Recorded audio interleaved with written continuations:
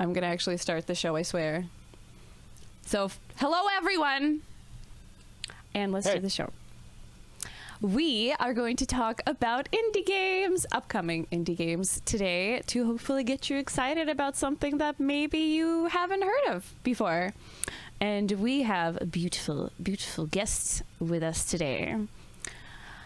Would you care to introduce yourselves, guys? Yeah, Kyle, you go first.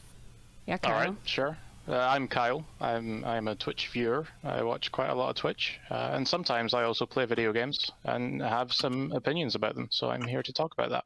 Nice. All right, Luna. I'm Luna. I'm on LunaMothWings on Twitch, and I tend to play RPG games or challenging platformers. Although right now, stepping out of my comfort zone, and I'm doing Bloodborne.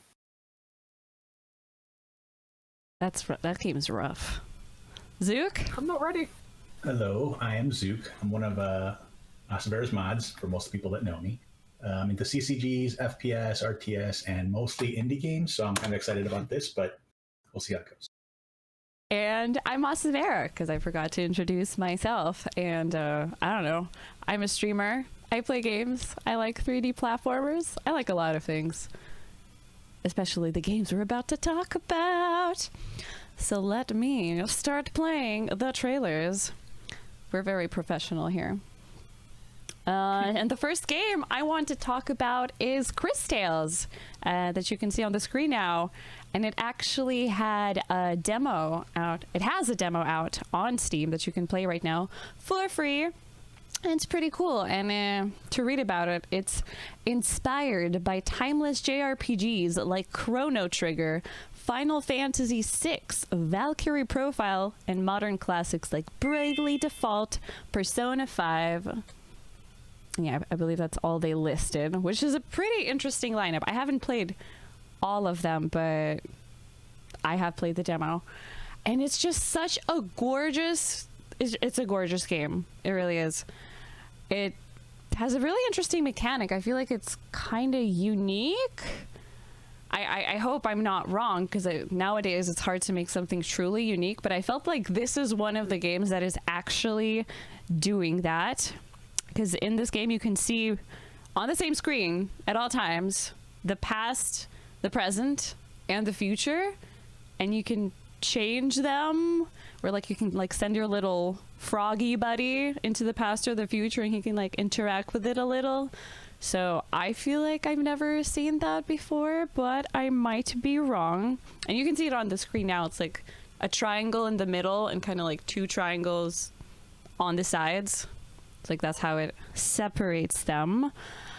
So did you guys have any thoughts on them? Maybe start with Kyle? Sure. Yeah, it really did look like it was heavily inspired by a JRPG, particularly the battle theme. I don't know if you guys caught on to that. That is extremely JRPG style music. But to your point about it being unique, I think I agree. I think there's not really any games that I can think of that do what it does quite so seamlessly. Obviously, there's games that have time travel. And games where if you do something, then you can see the effects of it in another. But usually there's a load screen at least of some sort. Whereas here it just happens right there on the screen just by moving your character a little, and that was very impressive. Yeah, Luna. Yeah, I've definitely never seen anything like it. Like, in some ways, I hate that actually. Just from the demo, I didn't warm to this so much. Like, the mechanic and, like, its seamless uniqueness is what kind of saved it for me. Like, I don't know why. I hate that I don't like it. Like, it's so vibrant, and, like, the hand-drawn art, like, it should be really charming, but I don't know. And it was just a demo, so... Because otherwise, like, it's not as if I have bad things to say about it. I just didn't personally warm to it, because I also like how again, part of the seamlessness is that, like, it's not just puzzles to like help you move through the narrative. Like, it doesn't show it so much in what it has in the demo of the story, but once you enter Colosseum mode, it starts bringing in the time travel mechanics to help you defeat enemies in different ways as well, and that was pretty cool. Steve, have you played the Colosseum? I actually did not, but did anyone else try it? I did. Oh, because yeah? I kind of you play the demo on stream, so I kind of had an idea of what the main story part was going to be like. and you barely get into anything, right? It doesn't really tell you too much or show you too much. It's kind of gives you a taste of what the mechanic is and what they're trying to do. And yes, it's a very pretty game. The music's great. The animations are super smooth. But like as far as the battle system goes, you do very basic stuff in the beginning, right? It's like any other game. So I tried the Coliseum to try to get a taste of what the later stages might be like, if that makes sense, as far as battle goes. 'Cause that's really where like the core of the game is going to be, right? I don't know if it's going to be more puzzle oriented. I feel like this triangle system is going to be great for like puzzles. I don't know if there's going to be puzzles. I don't know exactly what else they do with it, but like as far as the battle thing goes, I mean, it seems kind of like a slower paced battle, if that makes sense. And I don't know how much practice you guys got with the pressing the button at the right time mechanic that they have for every single character. And I just kind of mashed it. So that kind of works, but the more accurate you are, the more damage you do. Oh, okay. So, I didn't realize that. It's very important to get a sense of how each character looks and the timing of it, as well as how each enemy attacks you and when to defend and how to defend. And the better you do it, the better you'll survive. The Coliseum mode is actually pretty challenging. If you don't do that correctly, you'll fail. Like obviously, like completely fail, right? Like you have to do that really well in order to get further in that mode. And I can't say I didn't beat it. I tried it twice and I got to like level 6 of 8 or something. And then I ran out of time and I'm like, oh crap. And I was pretty much dead at that point anyway. So I was like, okay, I got pretty far, but like the more accurate you are, the more, I don't know, bonuses you get from healing, attacking, defending, everything. So I think that they almost overused it to a point. Like I like, you know, all these games that they got kind of like influences from, which is great because a lot of those are very great games. They all have their own thing going for them. And the first thing that catches you about this game, I think, is just the look and feel of it, right? And then how deep does it get is based on how much they add to the battle system itself. I'm a little bit unsure about that because each character only had like 3 moves, right? And you have 3 different characters as far as I can tell. Maybe there's more in the future, or maybe they learn more as they go along. But in Coliseum mode, as far as I can tell, you have like an attack, and then you have like a spell mode, like a skill mode, and then the main character, I forgot her name. Cris Bell? Yeah. Cris Bell, my bad. She has a time thing, so which is kind of an additional in addition to her heal. But like I said, they're I don't know, fairly simplistic. I don't see a real reason to defend in most of these battles, and maybe it's because of the early Coliseum, or maybe because it's like it's just a demo, right? You don't really know how much this represents the actual game because it is alpha, which is super early still, right? So, but a lot of times if you just mash A really well, all you have to do is you don't have to worry about attacking properly in the right order. You just smash A at the right time and you just beat the crap out of everything in your way, right? Like, it seems kind of like it takes the strategy out of it if you're too good at that. And then at the same time, like, I don't know if they're going to make it like super challenging at the high end where you have to be good at that, because I think it's going to be very difficult. Some of the animations are a little bit misleading, and it's hard to tell when exactly you're supposed to press A, like that millisecond or whatever they time that to. So it's a little strange. So I don't know. I'm kind of iffy on this game. It's has potential, but I'm not all in on it yet. I think it's interesting how you said that you actually need some skill to figure out when to like press that button, because I didn't even notice that, but I didn't play the Coliseum mode. But I think that's kind of cool that you actually need to learn something to learn how to battle well. Button, right? You can't smash it, and a lot of times it'll do something. Yeah, but it won't be perfect. Right? So you can get better at it. I like that. I think that's a cool mechanic. There has been other JRPGs that have had a similar mechanic where you have the additional bit of skill that you can use as well, if you like. But what was interesting in those was that you had the option to grind to make your characters more powerful, or you could use this additional thing to do more damage. So you had the option of if you were terrible at doing that, then you could just grind instead. So hopefully they'll have something similar here as well. Probably. For those players that do end up they do level up. Yeah. So I think so. What do I want to say about something else Zook said? I'm blanking, but I thought it was a little similar to Persona 5 because I was looking for similarities with what they did list. I thought what Persona 5 had similar was like the battle interface the graphics they used during the battle, because I feel like Persona 5 has just like really colorful, cool looking battles, and I felt the same way about this game because they also had like this font that was like all cool and slanted and looked pretty neat. It's quite an audacious art style. It's almost jarring, I would say, trying to look at it just because of the extreme contrast that's going on here. It's difficult to swallow, I feel. Really? Huh. Yeah. It reminded me. I might just prefer things more muted. I don't know. Perhaps I'm basic in some way.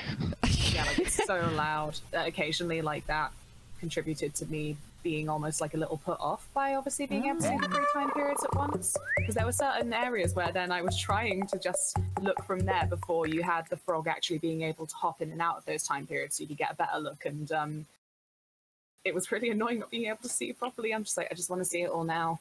I don't want to see it all at once.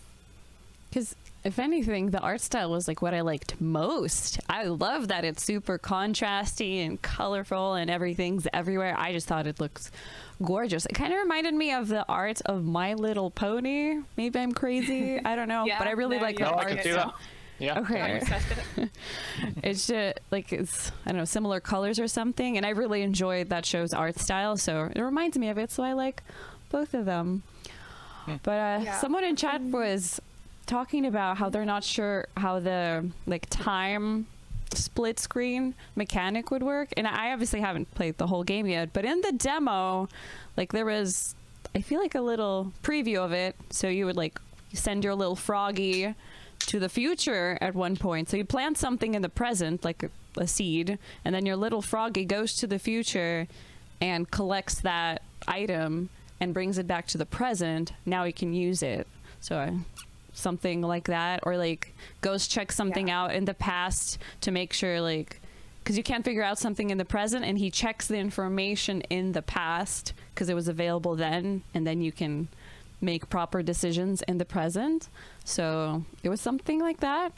I'm sure it'll get more complicated as you go, obviously. So it can be cool, but are they going to do enough with it, and is it going to be interesting enough to justify having this triangle on your screen the whole time? Because it is really weird looking at it, right?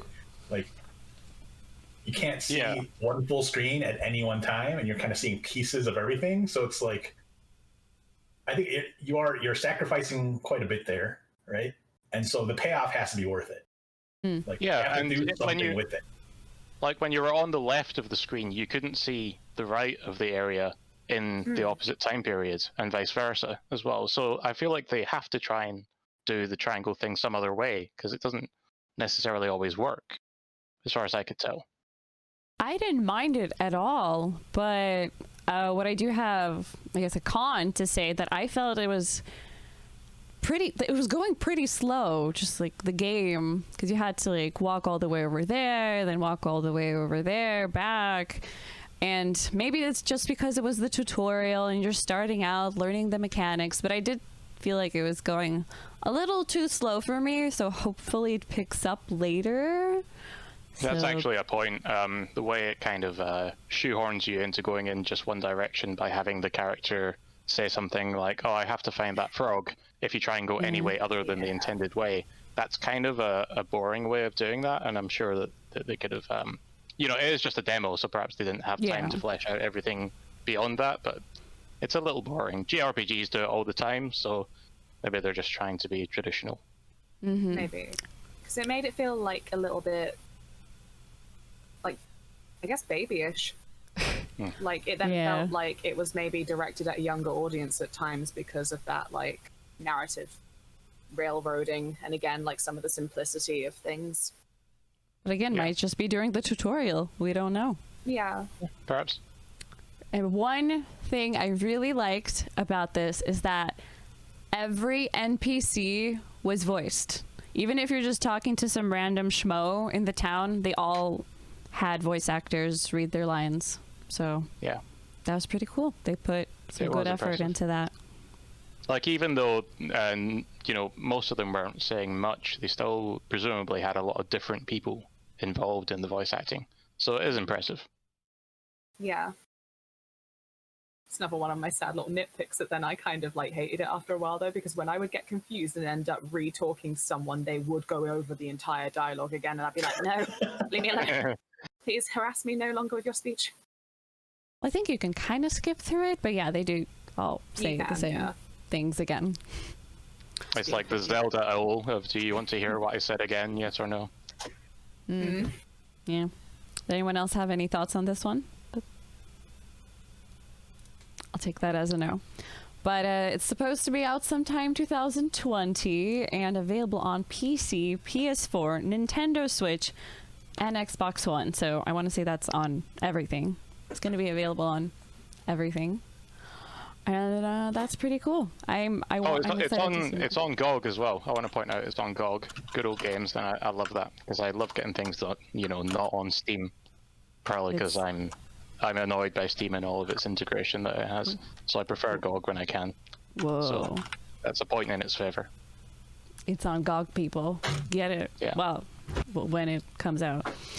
The next game I have on the list is Spiritfarer, which also has a demo on Steam that you can check out now. And I thought it was interesting because I wasn't that interested in it before I tried the demo. But now that I have tried it, I am pretty excited about it. But in Spiritfarer, you play as Stella, fairy master. When I heard this like out loud, I thought like she's a fairy. But no, fairy as in boat. You're a boat master to the deceased, a Spiritfarer.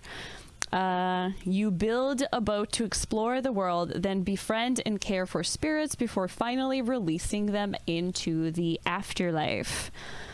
And you can farm, mine, fish, cook, craft your way across mystical seas, join the adventure or you can do 2-player co-op where you join the adventure as Daffodil the cat. I can't. There's a little cat that follows you, so I'm not sure if the multiplayer will be like baby co-op, where you can like give the controller to your little sister because they keep nagging at you to play, but they don't actually do anything. Kind of like in Super Mario Odyssey, like you can play as the hat, yes. But you can't do much as the hat. But maybe you're actually a full-fledged character. I don't know. Maybe you can actually help out in a meaningful way. I just for now don't see how, but we'll see. And I did see this in the demo, but in the trailer, you can also see some platforming elements, which I think is pretty exciting because I love platformers, but I didn't get to try out much of that during the demo. But in general, it was just very sweet. It seemed like a sweet game. It's gorgeous. It's all hand-drawn, just like Cris Tales, and it has beautiful animations.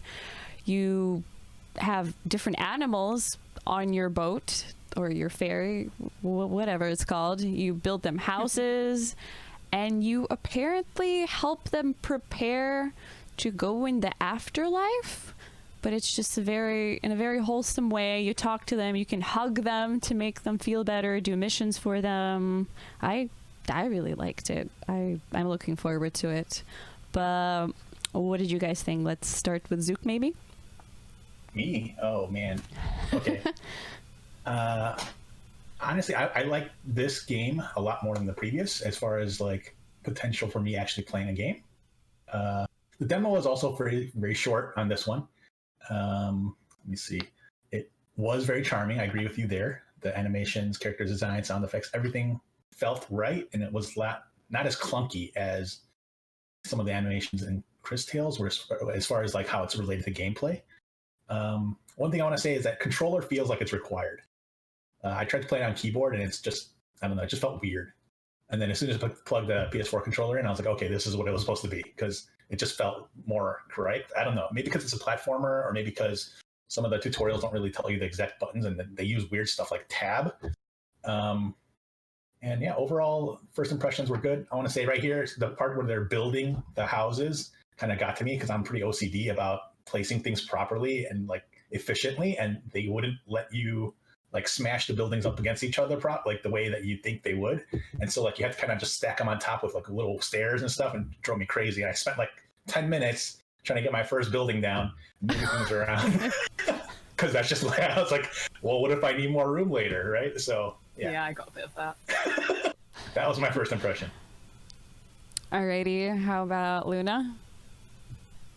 I really love it now. Like, I'm the same as you. Like, when I first heard it, I was just like, I'm probably lukewarm towards this. And now I think just because I am a sucker for tragedy and knowing then that the entire game is basically giving all your animal friends a little comfy life before you basically take them into the afterlife, I'm just like, cool, I'm gonna like crying over this. Like all the most tragic stories of Stardew. But yeah, it also had a little cooking minigame and a fishing minigame, so that's a plus for me. I love that you have a little cat. And I wonder if, just on like a dumb, maybe nitpicky scale, he's like the Pluto. Like, why is the cat just a cat and then all your other animal friends who you're helping into the afterlife are actually sentient? Maybe. And, I'm looking forward to it. Maybe because your cat's not dying. Right? They become sentient once they're like, you know, about to die. I don't know. Well, that seems like the worst time to become sentient. You want it the opposite, really, because then you wouldn't know that you were dying. Hey, sentience, understand your mortality. Well, that adds, you know, more sadness, so Luna will like it even more. Suppose. What about you, Kyle? Yeah, I mean, straight off the bat, the animations are incredible. I don't know if you've caught how the cat swims. It takes off its little ball and then runs on the ball. It's amazing. And there's a snake character who... I love that you could hug every character. Like, although you don't seem to ask them if you can hug them. You just go in for the hug. And that's a problem. They seem happy about it. They do seem happy, that's true. But the snake sort of pulls its tail up into the sleeve of its jacket, and that's just an incredible animation, really. But otherwise, the platforming thing, did any of you discover a way to kind of drop down through a platform rather than... Yes, you need to hold down and press jump. Kind of, I want to say... I did that, because that's pretty standard across platformers, and that's what I did, and it didn't work, ever. Really? Were you playing with a gamepad, I wonder? I was playing with the keyboard, and I actually find it just fine, but maybe I do like playing games like this with the controller, so once it comes out, I'd probably do that. But yeah. I was probably just being a scrub in some way. But... It took me a sec to figure it out, but yeah. It reminded me, I want to say in Aladdin, in like the old Aladdin SNES games, you had to play it like that. Like press down and then jump at the same time, something like that. Yeah. It is fairly standard for platformers, but to your point about the two-player co-op thing, with so much of the game being menu-driven, I also can't see how a second player would ever be useful. Yeah, maybe not useful, but I don't know, maybe it could be like split screen or something, or if it's online, just you would all have your separate screen, so maybe while one person is out there helping the deer catch some fish, the cat could be planting in the garden, maybe? Perhaps. I'm not entirely sure, though. Oh, I'm seeing the animation now on the screen of the cat in the water. It looks beautiful. Did you guys get to go into the locked room? No. The locked room near where you fish? No, to the right. There's like a room that was locked, and I just couldn't. It's with a star on it. You can see it on the screen right now. Zook? It was like the second floor on the right. Not either. Huh, because I see right now in the video they do actually go in there. I'm like, how did they get in?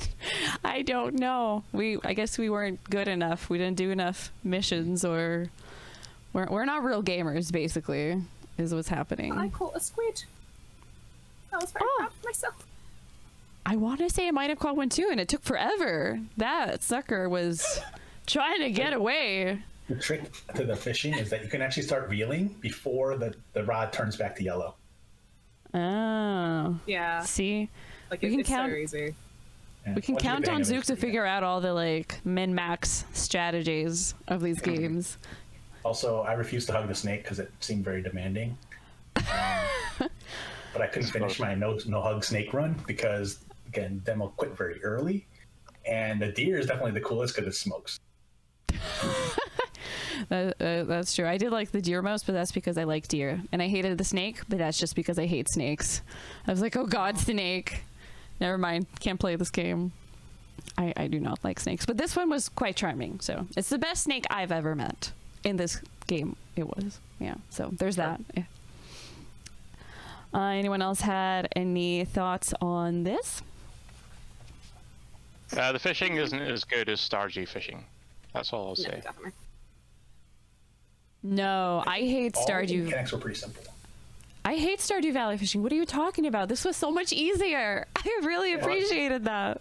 That's what I dislike about it. Stardew fishing too has easy. some actual skill involved. Ah. So, yeah. All right. Maybe they end up putting too much emphasis on like cozy management game to the point where then like you end up feeling like you're not then facing any challenges. I don't know. Maybe. There was a lot to do, but it didn't seem like any of it was actually difficult. It's more like just like a relaxing, Yeah, kind exactly. of chill game. Like, Well- there's cooking, there's farming, there's like, I think there's some kind of textile manufacturing, there's fishing, Yeah. and there's multiple types of farming, and all of them are kind of basically pretty simple as far as I could tell. And you can't actually burn your food. I don't know if you guys tried that or not. I did try. And and then there's like an economy system where you can, you basically buy seeds, I'm guessing, and or fish, and then you turn them into more valuable materials, and then you sell it back and buy more stuff and upgrade your boat, go on and so forth, so on and so forth. So, I mean, it might be fun. Yeah, I mean, I would definitely get this if it wasn't super expensive, or maybe if I found it on sale, something I would try. Mm-hmm. About the relaxing vibes, I was actually thinking that if you like Animal Crossing, then you'll probably like this, because it's not the same genre by any means, but I think it's going to be the same vibes. Like relaxing, wholesome, talking, befriending animals vibes. And all your animals die at the end. Except for they all die at the end, yes. Yeah, I mean, I would hope that it's going to end up being a little bit more, not just like Animal Crossing. I'm sure it's a fine game, but this hopefully is a little bit more meaningful than that, just because there's something actually happening. It's not just random animals doing random things. Mm-hmm. I definitely think it will be more meaningful, but we will see. I think if they're dying, then it kind of has to be, or it'll just end up feeling, yeah, I mean, if that's a heavy story, they have to treat it with some kind of respect, Yeah, I would hope anyway. In the menu, when it's like, do you want to sign up for our newsletter? I was like, yeah, all right then. The one that came in today was like, oh, we've based the animals that are getting ready to pass on real people. We knew who we'd lost them. Like, how dare you! Oh no! I should have signed up to this newsletter. That is, oh my goodness. It's too heavy. Everyone's dying. That is, okay. That was a hit. You just punch in the heart. You had to share the gut punch with me. I couldn't keep it to myself. Yeah, I didn't sign up because I was streaming at the time. I didn't want to put all my details on there. That's fair. But Can't I'm argue glad with that. I have you to, make me sad. You're welcome. All right, you guys ready to move on to the next one? Yeah. I think so, yeah. Ready to All go. right. So the next game we have on the list is Haven. So this is an RPG adventure about love, freedom, and rebelling against the rules. Exciting. You can play solo or co-op with a special someone. You play as U and K, who are escaped to a forgotten planet, and you're supposed to survive together, glide over planes, camp, restore the planet, and fight if you have to. So if you guys know me, you know that I absolutely love romance. And so this is literally a game about two people in love adventuring together. So I'm like, I need this. I want this. This is amazing. And It's not the same art style as the previous ones we've discussed, but it's still really pretty. It's has very spacey vibes, if I can call it that. And I've seen some screenshots as well, and they're all gorgeous, like vibrant colors, lots of purples. And you guys know I love my purples. And I don't know if you guys paid attention to the music, but the electronic just music soundtrack is on point. I really love the whole EDM going on, so I am all about that. Oh, and in the battles, I thought it was cute how, like, when they shield each other from damage, they'll actually be like, oh, are you okay? So, like, you know, how people in a relationship might do. So I definitely think it's perfect to experience with a loved one. Or maybe if you don't have a loved one, you can pretend like you have one by playing this game. My only, I guess, question or concern about it was, because you can pick dialogue options in this game and they'll affect, you know, what the other person is saying. Like, how does that work with 2-player co-op? Do you just sit next to each other but pick what to say in the game? I don't know. I don't quite see how that will work, but I'm gonna take it to you guys. Let's go with Luna. Yeah, it's a shame that this one also had a demo during the LunaMothWings, but it was only 48 hours, so got missed out on. And then worse, I remember seeing it at the time and being all like, oh, I don't know if I'm interested in that. I'll skip out on that one. But yeah, it does sound like really cute with the affection stuff, because then I read someone's review who did get to play the demo, and apparently, like you say, when they shield each other, like they're quite loving and ask if you're okay. Also, apparently, there are just random idle animations that the player wasn't sure how they were triggered, but they would just like randomly hold hands or like hug each other or something. I'm like, that's sweet. And apparently, this one also has cooking. Ready for that. And as well, the combat sounds interesting, because it's like, obviously they're lovers and they're on the run from we don't know what. But then the planet that they found that is wild and untamed, apparently the combat ends up working out like a little bit Pokemon-ish. Like, you have to obviously beat them down to a certain point, but then you pacify them, and then they're like your friend. So that sounds cute. Very wholesome indeed. Kyle? Yeah, to your point about the spacey vibes, I was immediately reminded of No Man's Sky, but perhaps a more stylized version. The building, whatever kind of building it is that they're in, does in fact look to be a ship as well. I agree that the music was incredible. I noticed, in fact, that the song that is played in the trailer is actually available as a download as well through Steam. So I might actually do that and put it on my playlist, to be honest. In addition to that, there seems to be quite an adult, you know, mature romance going on. One of the dialogue options that you could pick when they're talking to each other is the words, "At worst, I kill myself," which seems an incredibly dark thing to potentially be talking about in the game. So maybe it's not just the romance that's mature, but actually all the themes of the game. Hopefully, certainly, because that's something I think could be talked about. The thing about that they both seem to attack at the same time.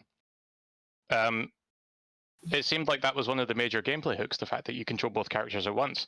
And it didn't seem like it was in a turn-based way. It seemed like you were perhaps controlling one character with the D-pad and the other character with the face buttons.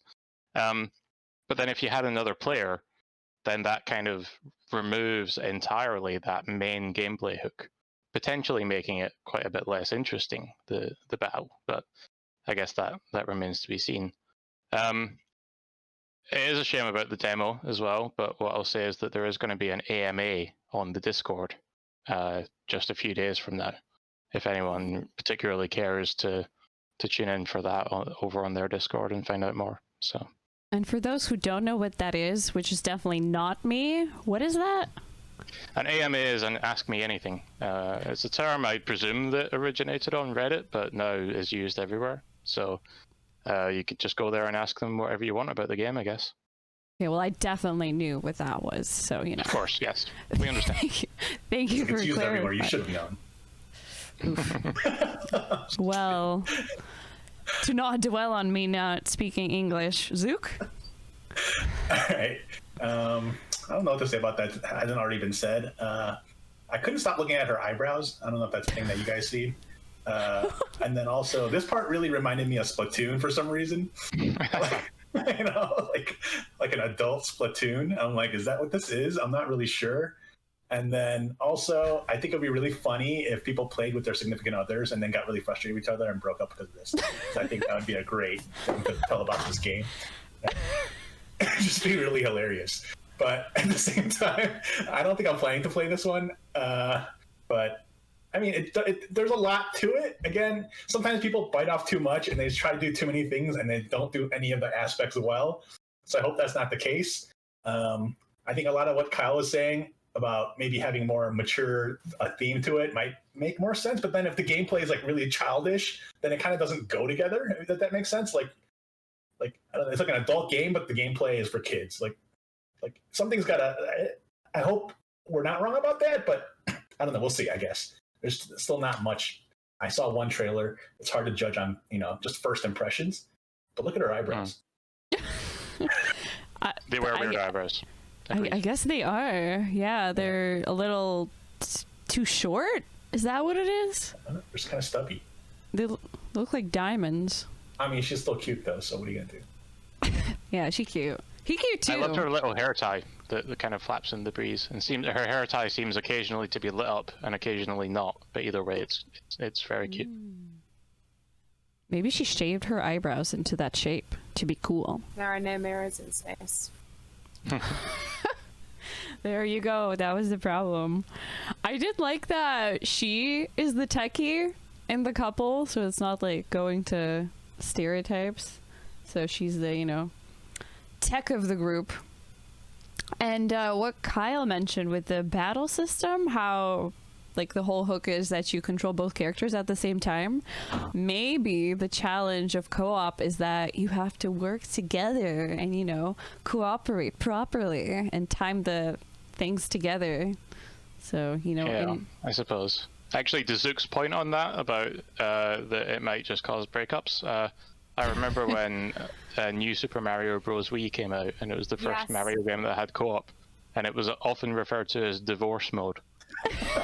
So there is precedent for this. Oh goodness! That's the one that came to my mind too. I'm way older than you guys, so I know. Like, I don't know if you guys heard of Chrono Trigger back on like Super Nintendo, stuff like that. Where like not Chrono Trigger, what am I saying? Secret of Mana, where you can have multiple people play an RPG together, and then like if one person like leaves the screen, then it brings the whole party over and stuff like that, and then you just want to kill each other at the end. Like that kind of. But those are still good memories, even though like it's just I don't know. It's you hate each other while you play it, but then you look back and you're like, oh, that was fun, and then you realize it wasn't really fun, but at the same time you have fond memories. I don't know why, and so yeah. But the fact that the demo's gone, that's another thing we were going to talk about. That might be a little bit suspicious because either that they sent it out and said, hey, look, we're not really ready for this yet, which is possible because all this stuff is like in alpha, right? Which is super early. But at the same time, if there's a lot wrong with it, they might be revamping a whole lot of stuff that might be different from what we're even looking at here. If they're doing it just to say, hey, look, we can't afford to let people play the demo because then they'll just figure out how bad this is. That could be a possibility. So I'm also super wary about this one as well.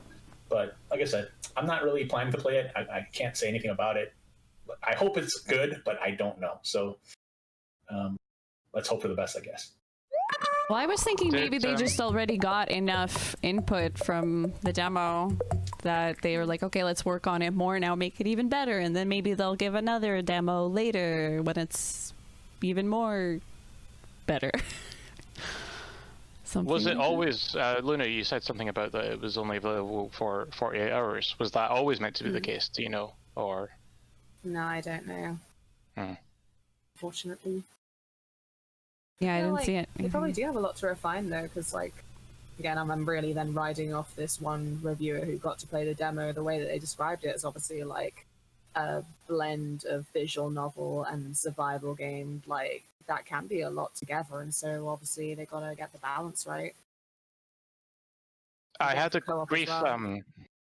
sorry, I had a brief flick through the reviews as well, or not the reviews as much as just the Steam discussions on the forum. And as many as a third of the topics were talking about how the game needed an invert y-axis, option, and just generally saying that the controls were the only thing that were bad. So I'd be willing to bet that actually the only reason they've taken it down is just to add some simple changes to the controls. But that's obviously a guess. I have no further information on it. That would make sense.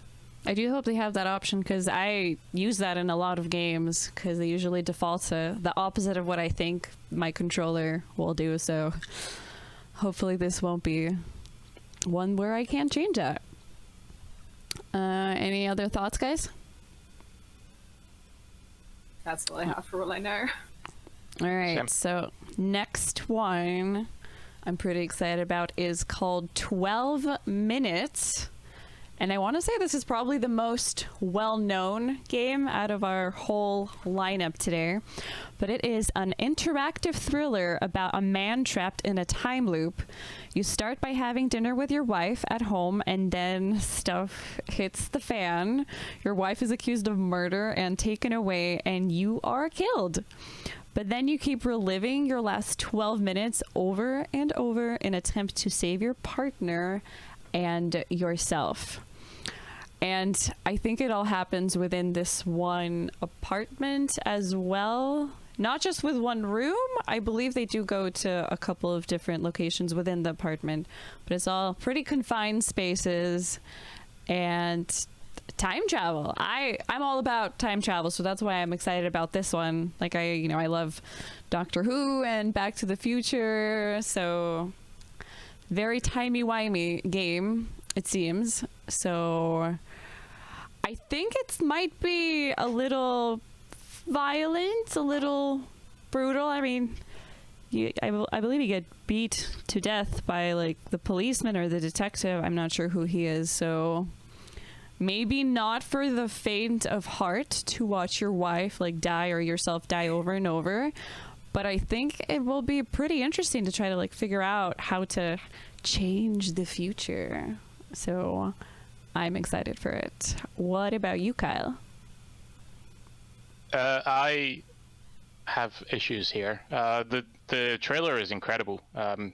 I'm extremely intrigued by the game. If they can actually deliver on that promise of what the trailer shows, then that's going to be incredible. But straight off the bat, I just want to say that this was announced at E3 2019, and then as far as I can tell, there's been no info about it whatsoever since then. Even all the screenshots from the game are just screenshots from the trailer. The trailer itself is on YouTube, but the publishers and Annapurna don't have any other videos of it. And so it's been more than a year now since it was announced, and we have no other information. I worry that this just straight up isn't even going to come out. Big worry. Luna?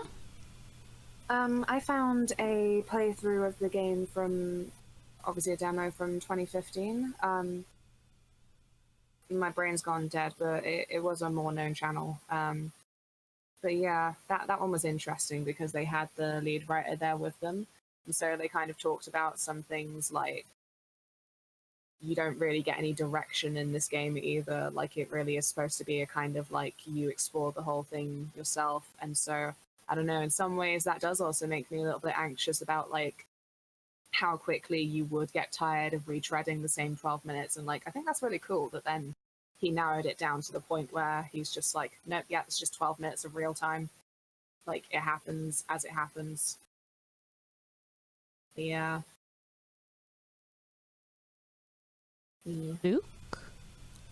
I mean, I like the Telltale series where it's like kind of like a choose your own adventure type game, you know, not necessarily to even play it, but even just to watch someone else play it. I think it's interesting, and it's more of a, I don't know, it's an experience in and of itself, right?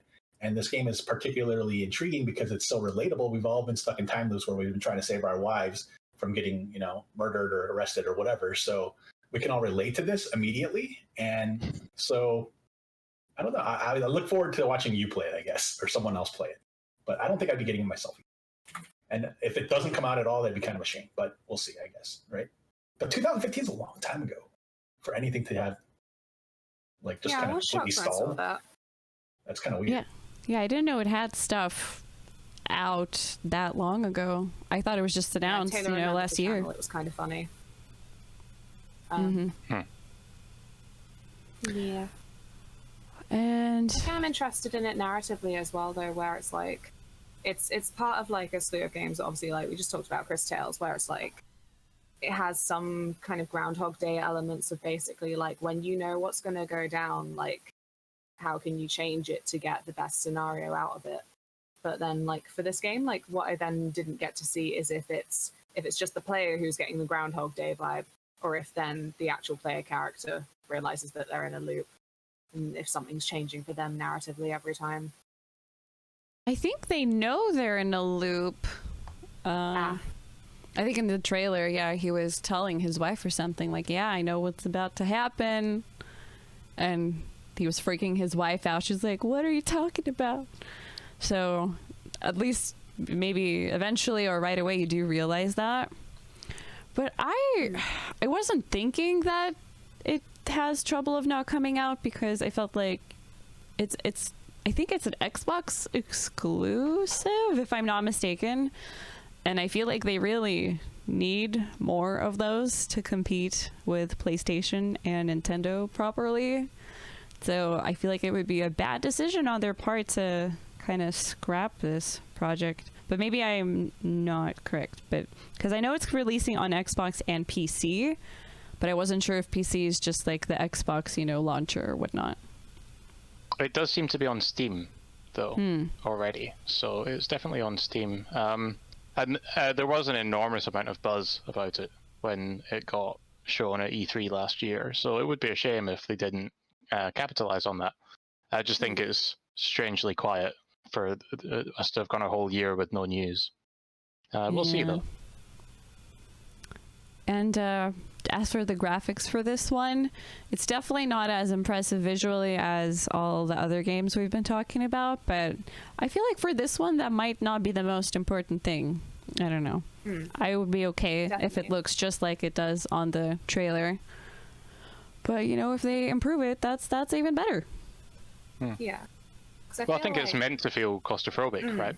Exactly, like that bird's eye view, like you're looking inside a little box, like it's got a sense of claustrophobia, so it really is just like, at what point is it really then just not worth investing more time and effort into making everything a little bit more, I don't know, HD, smooth? Agreed. People in chat are saying that it looks like it's a one-man team. And that is not a lot of people to be working on a game, so maybe that's why it's quiet. It's just taking that one person that long to get more ready. And I suppose it was sort of inspired by the games of Jonathan Blow, who was also, as far as I'm aware, a one-man team who made a couple of extremely popular indie games. So it's doable. There is yet hope. So. Well, here's hoping, because we need more time travel games. Good time travel games. I'm all on board for those. You guys ready to move on to the next one? Yeah. The next one we have is Fall Guys Ultimate Knockout. So the next two games we have are actually multiplayer games that I think will be fun to play, like with your stream, with your friends, whoever.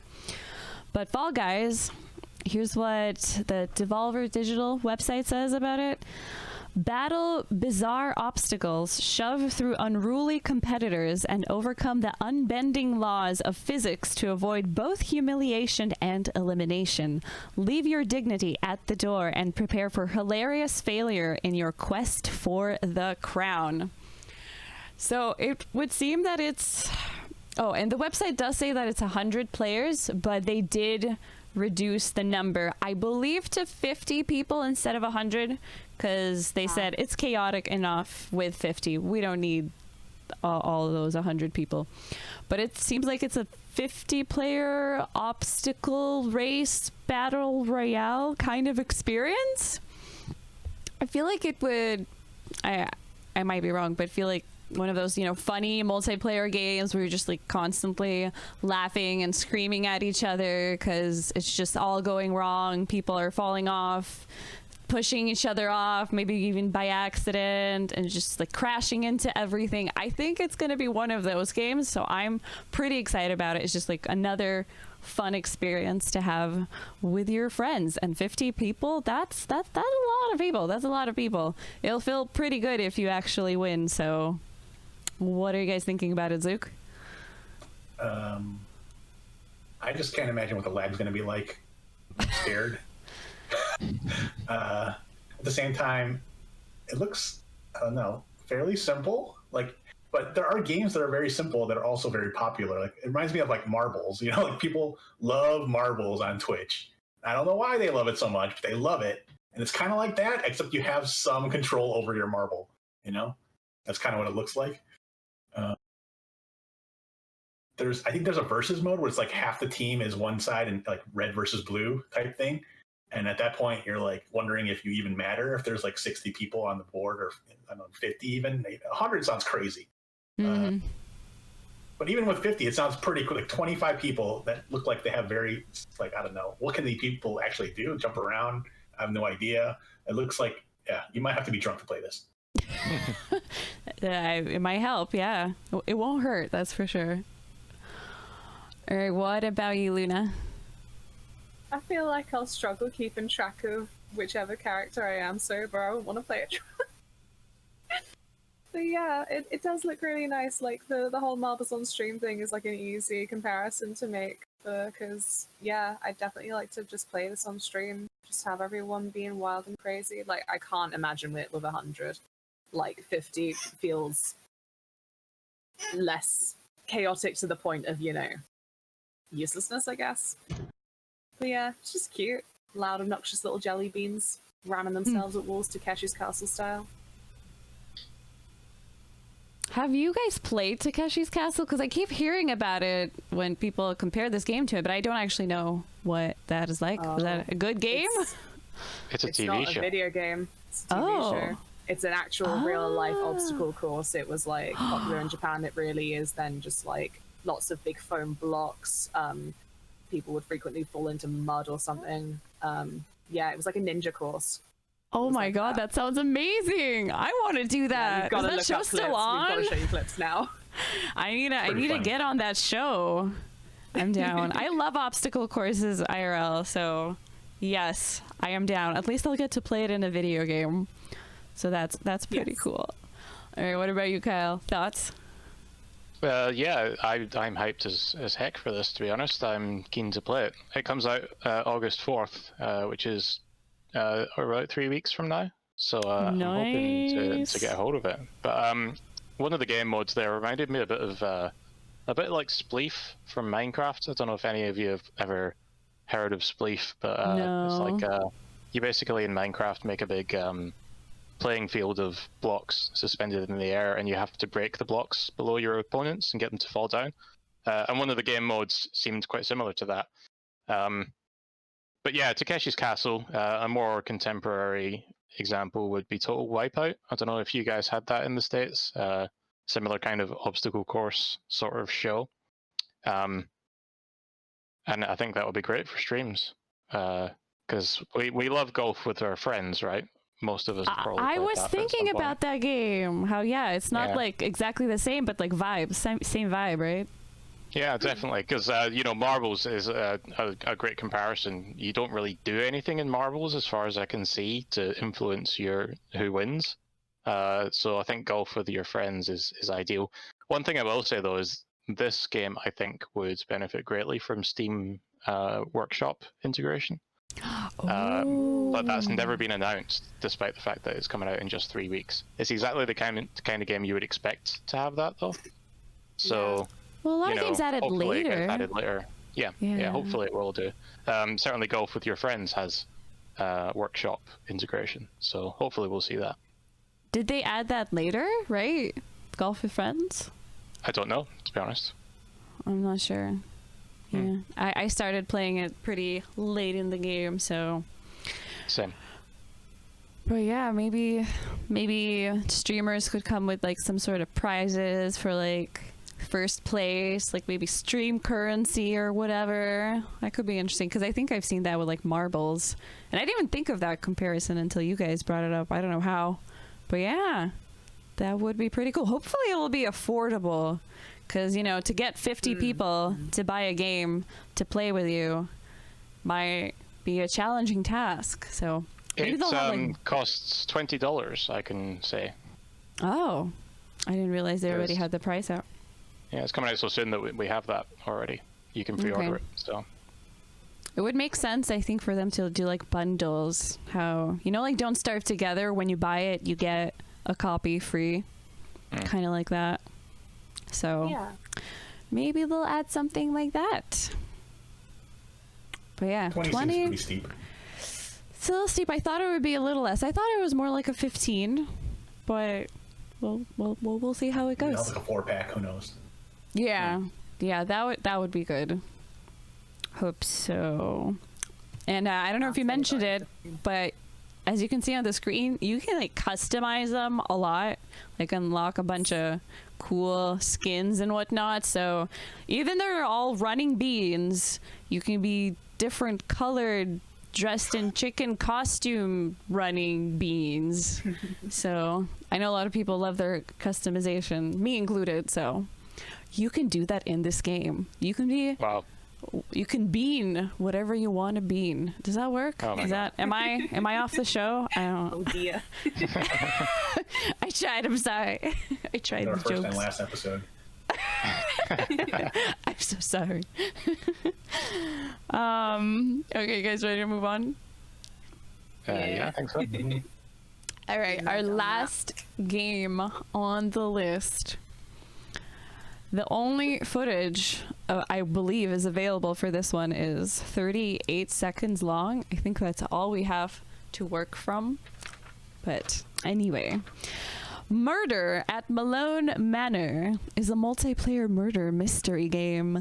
The players are guests at the manor, and they have to look for clues to identify the murderer, who is one of the actual players. And it looks like there were different game modes depending on how many real people you get to play with you. So there was a 3 to 6 players normal mode, 2 players, you get a butler NPC, and I want to say there was even a solo mode where the player must correctly identify the murderer from a lineup of 6 NPCs, searching for clues and using solo action cards. And they draw some comparisons to different games. The social deduction of Werewolf, the familiarity of Cluedo, and the bluffing of a Victorian Scooby-Doo villain. I've never played Cluedo, so I don't know if anyone has experience with that, but it has the familiarity of it. God, that word's hard to say. I personally really excited for this one because I enjoy games like Deceit and Among Us, and you know, the one from Jackbox Party Pack, Push the Button. It has a similar feel to that one. Like, you need to figure out which one of your friends is, you know, the villain, the mafia, or, you know, the werewolf, whatever, which one of those you prefer. But it says that the matches are going to last 3 to 5 minutes each. So I'm a little bit turned off by that because I don't see how you can, I don't know, properly do anything in 3 to 5 minutes. But maybe I just don't get how amazing the gameplay will be. Maybe I can't search for clues in 3 minutes and figure out a killer. I don't know about you guys. I don't think I'm that good of a detective, but what are you guys thinking? Let's start with Kyle. I don't really know what to say about this. That clip that you've got there, that is the only video that I could find of it. There is an animated GIF on the website that shows what looks like some kind of gameplay. Strange thing though, the YouTube comments for that teaser trailer, it has a guy there. One of the comments says, "My colleague played this at EGX, and it was very good." So for a game that was playable at some point at a convention, why isn't there any actual gameplay footage? You know, it doesn't even have so much as a Steam page or anything. I don't know. Like, they are still actively developing it, because over on the Discord for them, they've got like these devlogs where they're, you know, talking about the mechanics and the tech behind it. So I'm sure it's still being developed, but there's some kind of shenanigans there, I feel. And beyond that, I don't really have much to say other than that I really enjoy social deduction games, and hopefully this one's going to be a good one. Makes sense. I didn't realize there was already a playable demo at a show, not like well, that's the thing. Everyone. I don't think that there was. I think that comment was made uppy, frankly. Whoa. So, like, I can't think of any other explanation. Why? Because that's the teaser trailer that they showed at EGX as well. Why would you show a teaser trailer that doesn't show any gameplay if you've got the game there available to be played? Surely you would do both. So, I don't know. There's some kind of weirdness. Sounds like we have a mystery on our hands of our own. Me too, yeah.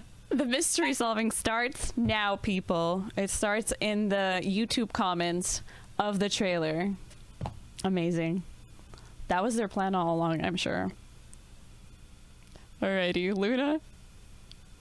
I mean, I had an interest as well with this as well being another one that like happens in real time, but then I read something that was basically like, if you're playing with Friendo, who is then the murderer, that they should then also be using the time to move the evidence around. And so if that is within 5 minutes, like, that is frantic. I don't know. Like, it would be really cool, but it's the 5 minutes. I'm like, nah, too tight. Yeah, I'm pretty... I don't know. We'll see. Zook? I'm highly skeptical about this one because, like, the time limit alone, right, really restricts like the type of thinking you can do, which is usually required for this type of thing. Kind of track down, you know, what are the possibilities, what are you Xing out as a possibility, and then like trying to figure out what actually happened or something like that. I'm not sure exactly how this game is played, but these games are typically very difficult to balance, right? It's not easy to make it fair for both sides, whether you're the mole traitor or if you're like an innocent person or if you have some other role, I don't know. But they're just generally difficult to make correctly. And yeah, you can have it as a party game. It doesn't have to be 100% fair for a party game, right? It could be a little bit imbalanced. It could be a little bit broken, or it could just be, I don't know, like something super fast that's just, I don't know. I'm not sure exactly what they're trying to do with it. But then at that point, sometimes it becomes too much luck and no skill involved. It's like whatever happens, and you kind of just deal with it, and then it happens. Everybody does the same thing every single time because there's really not enough time to do anything else. Mm-hmm. So I'm not super, I don't know, excited about this, but like it looks like it could be also like a one-man team. This doesn't look like a super complicated game. Also, trailer-wise, games like this generally don't have the most exciting UI to look at in the first place. So like sometimes showing that is more detrimental than just showing like this teaser where people like Asevera are already hooked, right? They're like, oh my God, I need to have it, or I'm already interested just based on this and not knowing much, saying, okay, there's something involved with a mole of some kind. And then she's like, I'm in, right? That's all it takes. Whereas other people like who see like if you see like a whole like an evidence chart or something, it might completely turn people off, like, and say, okay, this is not my type of game. So it might be better for them not to show anything and then be like, you know, the people who are interested are going to get it either way. I'm really not sure. Mm-hmm. But again, 38 seconds, not much you can do with that. So yeah, I hope it's fun and balanced, and that would be great. But I'll wait and see. Someone in chat was saying that maybe they're trying to not have any leaks to get people excited more. But I feel like it's kind of the opposite. Since it's like an indie game and it didn't have a big roar when it was announced, if you don't release things little by little, people will just forget about it. Like maybe if it's a bigger game, they can get away with that. Like everybody's just going to be talking about it all the time. What's it going to be? You just try it once and you tell all your friends. Maybe it's just that good, guys. But we also have in the chat latest info that They were a part of crowdfunding booth at EGX, and they didn't have their own booth, and it was showing the single player mode. So that's the latest insight of our mystery. Yeah. Interesting. So great for people who have no friends. yeah, single player mode. So we have great games for you guys. We have one if you don't have any friends, Murder at Malone Manor. We have one if you don't have, a couple. We have Haven. Pretend that you have a boyfriend or a girlfriend. It's great. It's great. We have the best social experiences for you guys today. But those were all the games that we had to talk about. So to wrap up, I was going to ask everyone what they have been playing lately. Doesn't have to be an indie game or whatnot. Just, what have you actually been playing? Kyle? I guess the most recent indie game that I played, besides the ones I was already playing, which would be Celeste, obviously, because I only play Celeste. But I recently played a game called One Shot. Some folk have probably already heard of it, but I recommend it. It's one of the games that was in the itch.io bundle for racial equality, so most people have One Shot now. And it had Undertale vibes. It was very very meta. You had to do crazy business with your file system in Windows to progress in the game. So and that happens very early on. So I don't consider that a spoiler as such, but it's the kind of thing that you end up doing in it. So if anyone liked things like Undertale, then I recommend they check out One Shot as well. Wait, is that like, what was that? What was that game called? Oh my god. But the visual novel that turns into a horror game. Oh my god. I'm like, no. It's not like that? No, it wasn't that. I mean, it definitely wasn't a horror game of any sort. It's actually, I think it's made in RPG Maker, the same as Undertale is. So it's a pretty, on the surface, it's just a pretty standard RPG, but yeah, it's very weird very quickly. But as in, stuff with their computer happening. Yeah, basically. Okay. What about you, Luna? I've just been getting back in Stardew, actually. Ooh. Because I have a save that then did use all the exploits before they've been slowly shut down. Oh no, how dare Eric go and improve the game. I just like being able to walk around, give coconuts to Haley, my one true love, and just, it's autumn right now, so I just like the coziness and being able to chill with that. They're releasing a big update for that, aren't they? Or is that already out? Endgame, apparently. Yeah, so that's pretty cool. I mean, I got back into it semi-recently with the multiplayer, so maybe another update will push me to bring back the Stardew Valley multiplayer streams. It's fun. It's pretty fun.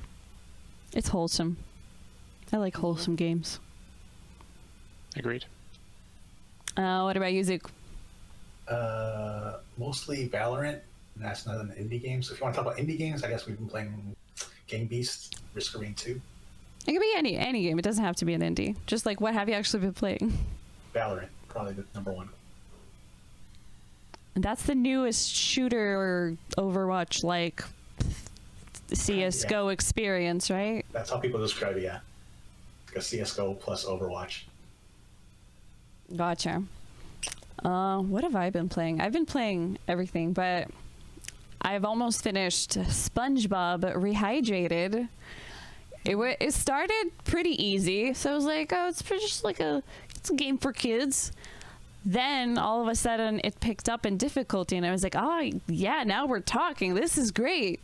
But then all of a sudden, just like the last 2 levels are just death, and so some people might have experienced me playing it. I was just like, the game's annihilating me. I was lost. I was confused. I was scared.